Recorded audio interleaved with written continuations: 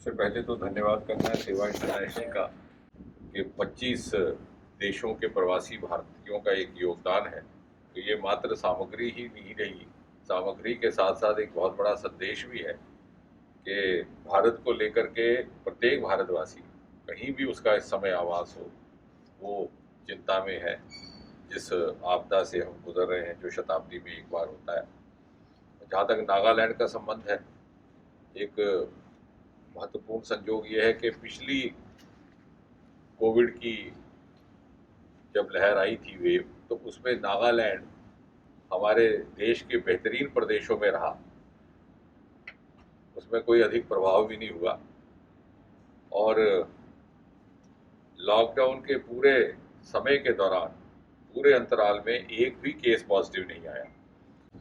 लेकिन जैसे एक समाचार पत्र में 2 ही दिन पहले छपा था कि जो पिछले साल बच गए प्रदेश हमारे पूर्वोत्तर के, उन्होंने कहीं ना कहीं उनके ऊपर इस बार आपदा आई है। एक ही दिन के भीतर 20 लगभग कर्मचारी नागालैंड सेक्रेटरीट के पॉजिटिव पाए गए और हम निरंतर संपर्क में हैं प्रत्येक पूर्वोत्तर प्रदेश की सरकार के साथ, उनके मुख्यमंत्रियों के सरकार, नागालैंड के मुख्यमंत्री रियो साहब से भी निरंतर चर्चा होती रहती है और अन्य साधनों से भी उनका सहयोग किया जा रहा है। अभी 2 ही दिन पहले जापान और यूएनडीपी की ओर से वहाँ पर ऑक्सीजन प्लांट्स पहुँचाए गए हैं और मुझे विश्वास है कि आने वाले समय में जिस प्रकार का अनुशासनबद्ध समाज है हमारा पूर्वोत्तर का, वो इस आपदा पर काबू पा लेंगे।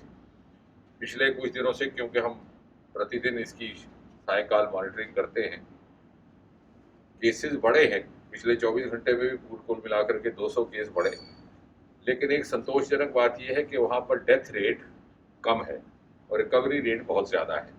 तो ये सीधा सीधा तुलनात्मक दृष्टि से ध्यान में आ जाता है महाराष्ट्र में जो हुआ या दिल्ली में जो हुआ या हाल ही के सप्ताह में जो जम्मू कश्मीर में रहा, जहाँ डेथ रेट बहुत बढ़ गया, जिसके कारण समाज में काफ़ी अधिक चिंता, एप्रीहेंशन, सोशल अनरेस्ट हुआ।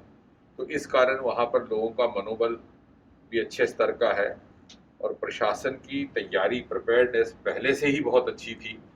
और प्रधानमंत्री जी ने पिछले साल भी हमें ये निर्देश दिया था, हालांकि तब बहुत ज़्यादा उसका प्रभाव नहीं था पूर्वोत्तर में, कि जो दूर दराज के क्षेत्र हैं, नागालैंड, अरुणाचल, तवांग घाटी या फिर आइलैंड टेरिटरी जैसे अंडमान है, वहाँ पर पहले से ही ऑक्सीजन की व्यवस्था कर दी जाए।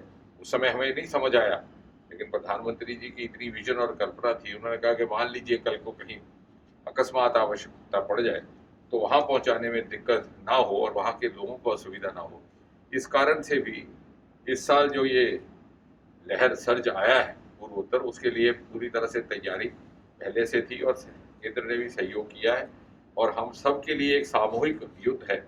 और उसमें सेवा इंटरनेशनल ने जो सौजन्य से ये सामान और ये सामग्री उपलब्ध कराई, आशीष जी जैसे जो समाज की चिंता करने वाले हमारे जागरूक नागरिक और साथी हैं, उन्होंने इसको संचालित करने का काम किया और हमारे बड़े ही कर्मठ नागालैंड के अधिकारी ज्योति कलश जी ने इसका जिम्मा लिया।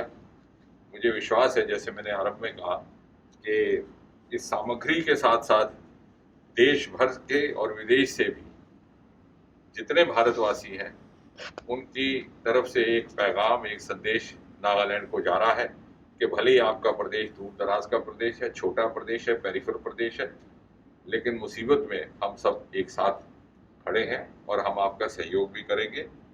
और एक बार पुनः मुझे सेवा इंटरनेशनल का जितनी बार भी धन्यवाद किया जाए कम रहेगा। और मुझे लगता है कि हमें इस पुण्य के कार्य में शामिल करके आपने भी पुण्य का भागीदारी बना दिया। परिश्रम आपका रहा और पुण्य हमारे हिस्से में भी कुछ आया, इसके लिए भी धन्यवाद।